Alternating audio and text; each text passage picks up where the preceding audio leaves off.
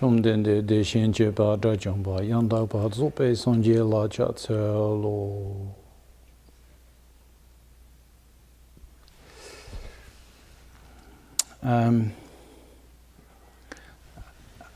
I will begin with just a quotation from the prayer to the 12 deeds of the Buddha, just to give you an idea of where we are. I bow down before you who gave the eightfold relic. Though you knew that ultimately nothing can perish, you manifested a great number of relics in this world so that sentient beings might gather merit thereafter. So that's why right after the Buddha's death and after his cremation, the remnants of his body were treated as relics and placed into a great stupa. Actually, several stupa throughout India eventually, but the main one in India. And the reason why we build these stupas, and here in this text it's clearly manifest, is so that sentient beings might gather merit. In another sutra, which is the Sutra of Interdependent Origination, which I have in English, will make it available. It has been translated. There is a dialogue between the Mahabodhisattva Avalokiteshvara and the Buddha Shakyamuni. And Avalokiteshvara asks, why do we have to build stupas? What is the function of a stupa? And the Buddha pretty much says the same thing than here. This is really to offer a possibility for sentient beings to gather merit. And as he is in this sutra, is teaching more precisely about interdependent origination, how everything comes from a cause and how all of this works. He enunciated the mantra of interdependent origination and said that this mantra should be placed within the stupa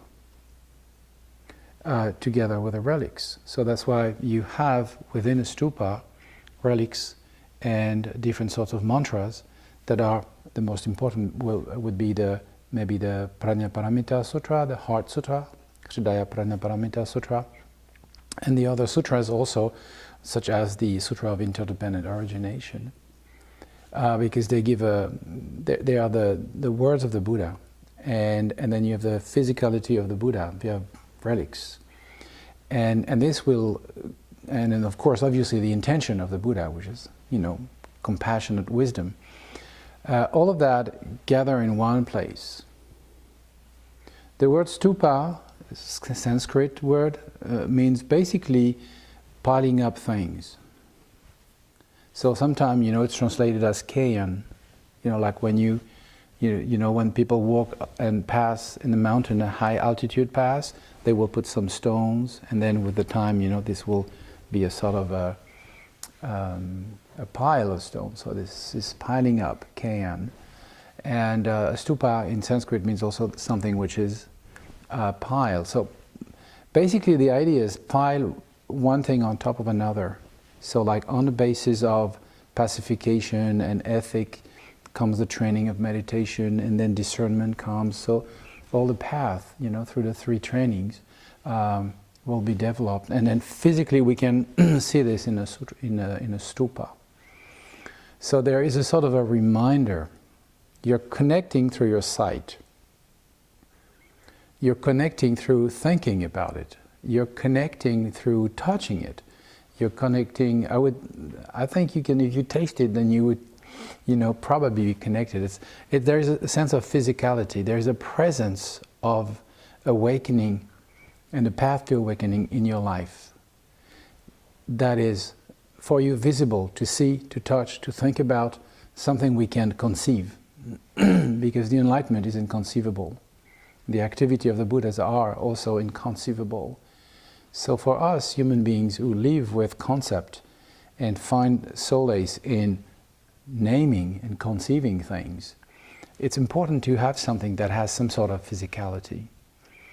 So that's the word stupa in Sanskrit. In Tibetan, the word is slightly different. The word in Tibetan is choten. Che means offering, ten means the support, the basis. So in one of his songs, the great Yogi Milarepa, when asked, what is your name, said, my name is Little White Stupa. I'm little because I'm very humble. I'm white because my heart and my intentions are of a loving nature. And I'm a stupa che ten because I'm a basis for offering. I'm a basis for aspiration. Through my presence in this world, my students can develop the enlightened mind attitude, request instructions, meditate, and so on. So I'm a basis for growth. The word merit is often misunderstood. In English, it doesn't really convey properly the sense of the word sunam in Tibetan or punya in Sanskrit. I would rather translate this as the well-nourished soil in which the seed of awakening, bodhicitta, can grow. So we have, if we want to have a good crop, we have to gather the good seeds, but we need the good soil. If you have the good soil and you don't have a seed, it doesn't work. If you have the seed but you don't have the good soil, it doesn't work. So we really need to cultivate both. So what is the good seed? Bodhicitta. What is the good soil?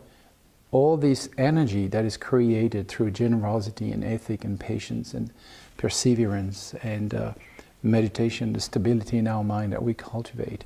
All of this create a soil in which the seed of bodhicitta, awakening and in the form of compassionate wisdom, can really take place. So when Rinpoche was alive, he was the stupa. And we all felt that everything would sort of gravitate around him. He was the inspiration, he was guiding, he was sometimes like a father, sometimes like a friend, and all of the time like a teacher. And so he was the stupa. When he came here, the first thing he asked is that we built a stupa. Because he was not here all the time, and he wanted to have this presence of this radiating energy ever and always present here. So now that he's not here, and in this prayer, I bow down before you who gave the eightfold relics, though you knew that ultimately nothing can perish. So here it's a line on the absolute and true nature of the Buddha is Dharmakaya. And it's inconceivable, and we cannot wrap our mind around it. Okay, so everything is empty, devoid of any substantial, autonomous, and permanent nature. So for that reason, nothing can perish. So even if the form of Rinpoche that we could relate to is not available in our field of perception, the true nature of Rinpoche, being the Dharmakaya, was not born, never really existed as a substantial entity, and therefore is not subject to death and decay. But we cannot, or now and then maybe we have the chance to relate to this level of reality of the Dharmakaya, but it's very brief. We're not yet in this experience. We need something to access this. And that's why we have altar with the statue of the Buddha. It's a reminder. The stupa is a reminder. They are a support for our offerings. Offerings here doesn't mean only flowers and incense. Offering means dedication. That means commitment. And so the project of having now another stupa, which is more precisely the stupa that will, where the relics of Shamar Rinpoche's presence, physical presence, will be enshrined. It's another opportunity that Rinpoche offers us to cultivate the merit, to create this good soil in which our bodhicitta can really sprout and grow. And so we should relate to this not only when it's finished, as a place where we go to sit, practice, make offerings, have very deep contemplation, very, very vast wishes, not only as a finished project, but as something we are going to build together. Because this is a community building. We are bonding, and those who build the first stupa know how much of a bond was created in this community through this. And Sanford and others know that it's a never-ending story. A stupa is never finished. It emerges, and then after that there is a life that starts around it, maybe a life of maintenance. We have to repaint, and a group of you guys worked on gold leaf and all of that. So it's a constant gardening, tending of this mind of awakening that has some sort of physical reality we can relate to. So it's very precious for that. It offers us something to work with practically that can help us to cultivate the merit, this good soil that we need for the seed of awakening to grow. So whatever you can do, whatever contribution can be made, and of course we need money, because money is an energy that is needed in the way we conceive this world. But the time you give wouldn't be just now, like Wendelin was saying, oh, there was a sign and the sign has been blown away. Just like putting the sign back. That's already part of the construction of the stupa. Because we know this site is the place where this thing will happen. We don't see it yet, because the merit that makes it visible has not been regrouped or gathered, and we are bringing all the conditions for this to happen. Somehow the physical reliquary is already built. It's in France somewhere, and we have to create the conditions for this to come here. There was already some good conditions for this to be created. Jigme Rinpoche requested a craftsman in France to build it. Wisdom Foundation gathered the money to, begin this first jump start of the project. But it's there, and it has to come here. We have to have it here, like we had the Buddha statue for a while, until we realized that, hey, we have to build something. We have to consecrate, Lama Champai can come, and we can fully consecrate this stupa. So all of this energy requires time, dedication. People must be committed. So like, I take care of this, I will be in charge of that. And all of us, we create the conditions for this to happen. What it will be when it's finished will be a place where where people for generations can connect. Because we are the happy few who met Shamar Rinpoche. Like, I'm part of the club of the happy few who met the 16th Karmapa. And then you feel very old when you mention this, because people look at you like if you have met Milarepa.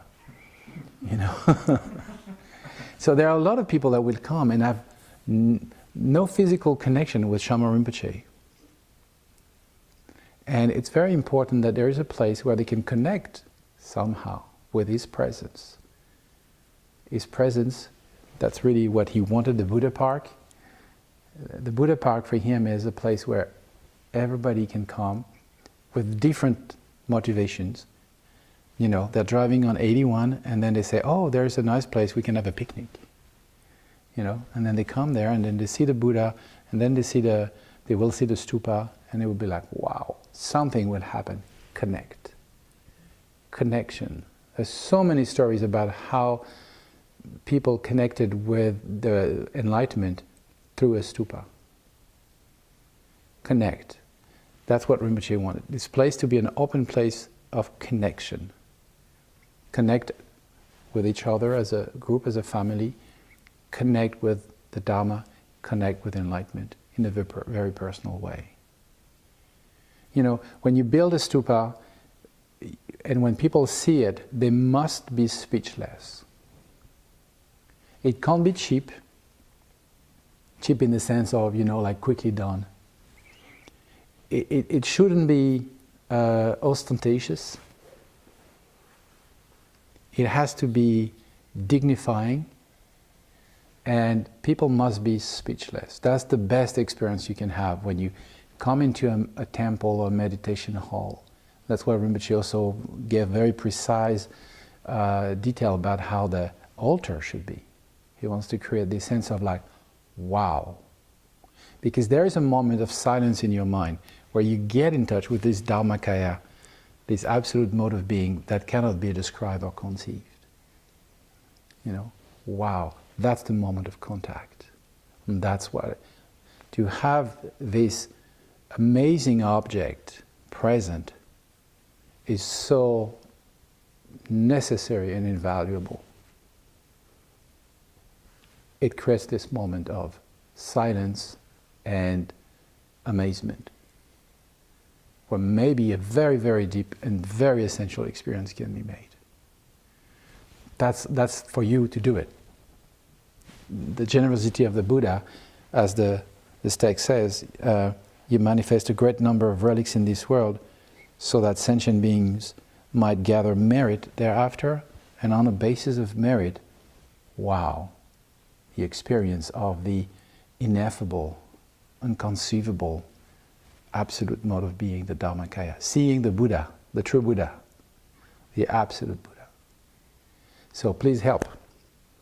Help us, help everybody, and help yourself by participating in this project. Thank you. Thank you so much.